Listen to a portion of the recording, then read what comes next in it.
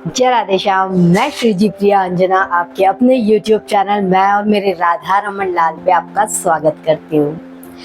अक्सर हम बहुत मेहनत करते हैं, बहुत प्रयास करते हैं और इतने प्रयास करने पर भी बार बार हमको असफलता का सामना करना पड़ता है और हम थक हार कर गिव अप कर देते हैं कि प्रभु अब हमसे नहीं होगा, है ना। आपके साथ ऐसा होता है क्या?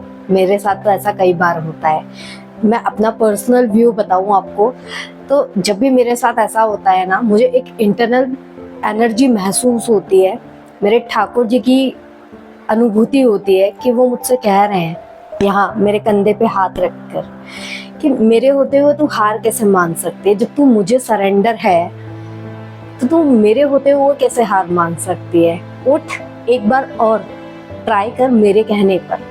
और मैं फिर उठती हूँ, फिर ट्राई करती हूँ। डेफिनेटली मुझे उस हार से कुछ सीखने को ही मिलता है जो मुझे अगले अटेम्प्ट पर काम आता है। तो कभी भी ना हार नहीं माननी चाहिए। बहुत छोटी सी मोटिवेशनल स्टोरी है जो आपके साथ शेयर कर रही हूँ। आई होप कि आपको वो पसंद आए और उसे सुनने के बाद आपको भी एहसास हो कि हमें गिव अप नहीं करना चाहिए, एक लास्ट अटेम्प्ट ज़रूर ट्राई करना चाहिए। तो वीडियो में आगे बढ़ने से पहले जल्दी से वीडियो को एक लाइक कर दीजिए, क्योंकि आपका एक लाइक हमें मोटिवेट करता है। ये कहानी है एक ऐसे धनीवानी व्यक्ति की जिसका व्यापार दूर दूर तक फैला हुआ था। इसी कारण दूर देश से उसके पास बड़े बड़े लोग, व्यापारी मिलने आया करते थे और बहुत तरह तरह के तोहफे लेकर आया करते थे। ऐसे ही एक बार दूर दराज से एक बड़ा व्यापारी इस व्यापारी से मिलने आया और गिफ्ट में, तोहफे में इसके लिए बहुत बेशकीमती सा पत्थर लेकर आया। वो पत्थर जैसे ही उस दूर दराज के व्यापारी ने इस व्यापारी को दिया तो ये व्यापारी तो इतना खुश हो गया, क्योंकि इसकी ना प्रभु में बड़ी आस्था थी, बड़ा मानता था ये अपने श्री कृष्ण जी को। तो पत्थर देखकर उसके मन में सिर्फ और सिर्फ एक बात आई कि इस पत्थर से तो मेरे आराध्य, मेरे श्री कृष्ण का सुंदर सा श्री विग्रह बनना चाहिए। ये पत्थर आया ही मेरे पास इसलिए है। और उसने अपने सहकर्मी को बुलाया जल्दी से और उस पत्थर को सौंपते हुए कहा कि इसकी इतनी सुंदर ठाकुर जी की मूर्ति बनवा के लाओ कि देखकर मन मोहित हो जाए, और मैं इन्हें अपने घर में विराजमान करूंगा, अपने घर के मंदिर में विराजमान करूंगा। ये मेरे इष्ट आराध्य देव के लिए ही आया है पत्थर। तो वो सहकर्मी एक कारीगर के पास उस पत्थर को लेकर गया। उस पत्थर को उस सहकर्मी ने ले लिया और जो सहकर्मी था उसने कहा कि अगर आप इसे बहुत सुंदर मूर्ति बनाओगे इसकी, तो मैं आपको 100 सोने के सिक्के दूंगा। उस 100 सोने के सिक्के के लालच में उस कारीगर ने दिन रात उस पत्थर पे काम किया, उस पत्थर को तोड़ने का प्रयास किया, लेकिन उसके सारे प्रयास असफल रहे।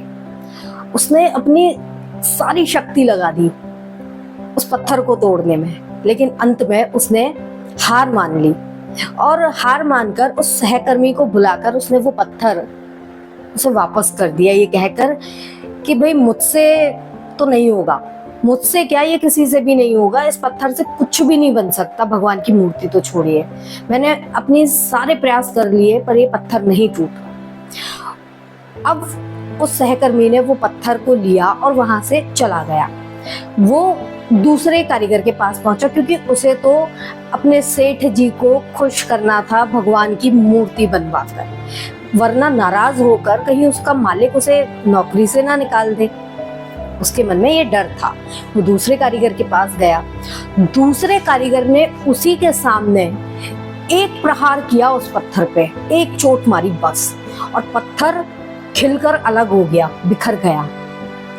वो जो सहकर्मी था वो तो ये देखकर हैरान रह गया कि पहले वाले कारीगर ने कहा कि मैं तो हार गया इसे तोड़ तोड़ कर, मुझसे तो नहीं टूटा, लेकिन इसने एक चोट मारी और टूट गया, ये कैसा संभव हुआ।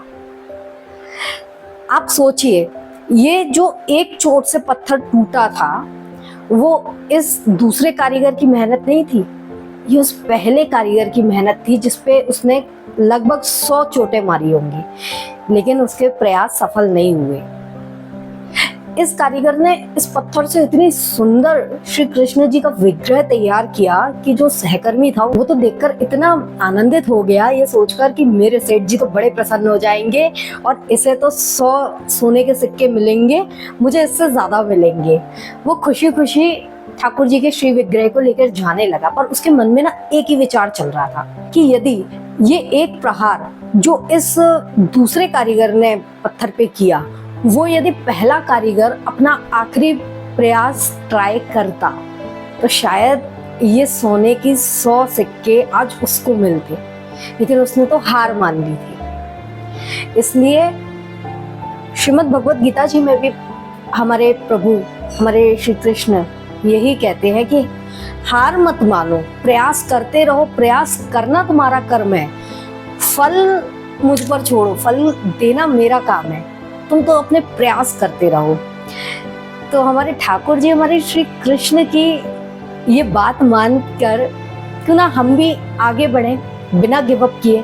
देखिए जीवन में ना बहुत सारी सिचुएशंस ऐसी आती है कि हम हार के टूट जाते हैं, मतलब कोई ऑप्शन नहीं दिखता हमें, लेकिन उस वक्त है ना जब आपके साथ कोई नहीं होता तब आपके ठाकुर जी होते हैं अंतर मन में। और मैं गारंटी लेती हूँ क्योंकि मेरे साथ ये होता है, इसलिए मैं गारंटी ले रही हूँ कि आप कोशिश कीजिए अपने प्रभु से बात करने की, आपको मार्गदर्शन मिलेगा, आपको अंतर मन से आवाज आएगी और आपको मार्ग मिलेगा आगे बढ़ने का। तो स्टोरी आपको कैसी लगी कमेंट करके ज़रूर बताइएगा। वीडियो को लाइक करके शेयर करना मत भूलिएगा और सुनते रहिए प्रेरणादायक प्रसंग श्री जी प्रिया अंजना के संग। मिलते हैं अगली वीडियो में, तब तक के लिए राधा रमन लाल जी की जय हो।